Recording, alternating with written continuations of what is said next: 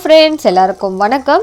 இந்த வீடியோவில் நம்ம சக்கரை பொங்கல் எப்படி ரொம்பவே சுலபமாக ரொம்ப டேஸ்டியாக ப்ரெஷர் குக்கர்லேயே பண்ணலாம் அப்படின்றத பார்க்க போகிறோம். வீடியோவை ஸ்கிப் பண்ணாமல் கடைசி வரைக்கும் பாருங்கள். இந்த சக்கரை பொங்கல் பண்ணுறதுக்காக நான் 1 கப் பச்சரிசி எடுத்து வச்சுருக்கேன். இந்த பச்சரிசி கூடவே நான் ஒரு 2 டேபிள் ஸ்பூன் சிறுபருப்பு ஆட் பண்ணிக்கிறேன்.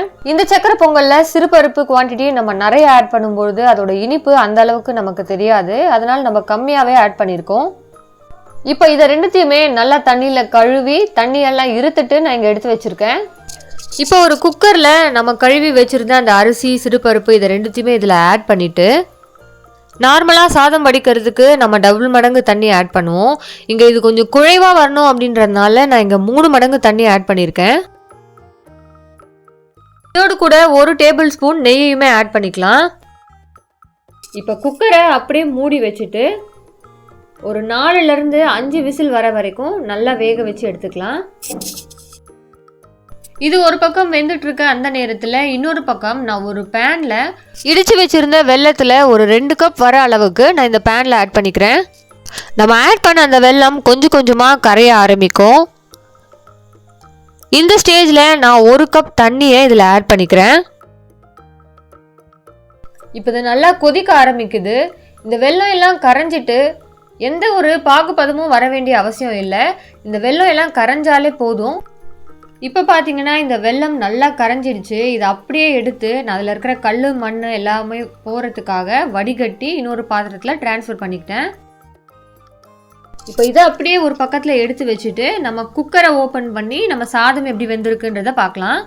இப்போ நான் ஓப்பன் பண்ணி பார்க்குறேன். நம்ம சாதம் இந்த அளவுக்கு வெந்திருக்கு. இப்போ இதை நம்ம நல்லா ஒரு கரண்டி வச்சு நல்லா மசிச்சு விட்டுக்கலாம். சாதம் நல்லா மசிச்சு விட்ட பிறகு நம்ம எடுத்து வச்சுருந்த அந்த வெள்ளை தண்ணியை இதில் ஆட் பண்ணிக்கிட்டு நல்லா மிக்ஸ் பண்ணி விட்டுடலாம். இப்போ இது கூட 1/2 பிஞ்ச் சால்ட், 1/2 டீஸ்பூன் ஏலக்காய் பவுடர் இதை ரெண்டுத்தையுமே ஆட் பண்ணி நல்லா மிக்ஸ் பண்ணி விட்டுக்கிறேன். இப்போ இதை நல்லா மிக்ஸ் பண்ண நம்ம ஆட் பண்ணியிருந்த அந்த வெள்ளைப்பாகு கொஞ்சம் கொஞ்சமாக திக்காயிட்டு நமக்கு இந்த மாதிரி கிடைக்குது. இப்போ பேனில் நமக்கு தேவையான அளவுக்கு நெய் ஆட் பண்ணிக்கலாம். இப்போ இந்த நெய் நிறைய ஆட் பண்ணுறதுனால நமக்கு இதோட சுவை ரொம்பவே சூப்பராக இருக்கும். அதுவும் இல்லாமல் அதோட டெக்ஸ்டர் நல்லாயிருக்கும். அப்படின்றதுனால நான் கொஞ்சம் தாராளமாகவே நெய் ஆட் பண்ணியிருக்கேன். இப்போது முந்திரி பருப்பு இதில் ஆட் பண்ணிக்கிறேன். உங்களுக்கு அந்த உலர்ந்த திராட்சை பிடிக்கும்னு நினச்சிங்கன்னா உலர்ந்த திராட்சை கூட ஆட் பண்ணிக்கலாம். இப்போ இந்த முந்திரியை நல்லா செவக்க வறுத்துட்டு நம்ம ரெடியாக வச்சுருக்கிற அந்த சாதத்தோட மிக்ஸ் பண்ணிக்கலாம். இப்போ இந்த சக்கரை பொங்கல் ரொம்பவே சூப்பராக ரெடி ஆகிடுச்சு. இப்போ இதை நம்ம அப்படியே ஒரு பவுலில் சர்வ் பண்ணிக்கலாம்.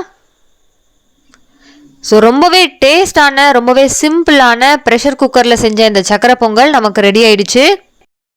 நீங்களும் கண்டிப்பாக இந்த ரெசிபியை உங்கள் வீட்டில் ட்ரை பண்ணுங்கள். இந்த வீடியோ பிடிச்சிருந்துச்சுன்னா லைக், ஷேர் அண்ட் சப்ஸ்கிரைப் பண்ணி ஸ்பைஸ் அப் பை ஸ்வாதி சேனலை சப்போர்ட் பண்ணுங்கள். பாய்.